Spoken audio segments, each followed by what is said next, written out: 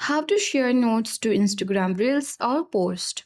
Hi everyone, this is Rose from Create, Login and Delete. Now, without any further ado, let's dive right into the video. First of all, launch Instagram app on your device. Make sure to log in and sign into the particular account. Now, you need to choose the particular reel video or post that you want to add or share notes to.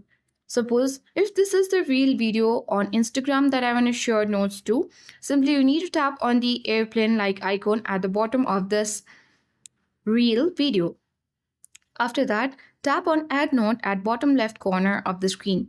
And here you need to add a note, so let's tap on the add note button and write a message.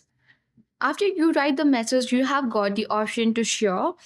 So tap on the share with followers to follow back option, and here you got the two option whether you want to share with your followers or the close friends. Tap close friends and you need to add people. After that, tap the share button and it will be shared to your Instagram newsfeed. Now your close friends will be able to see the notes that you have shared on Instagram.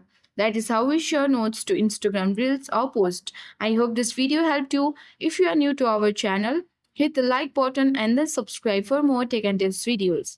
Thank you for watching and see you in the next video.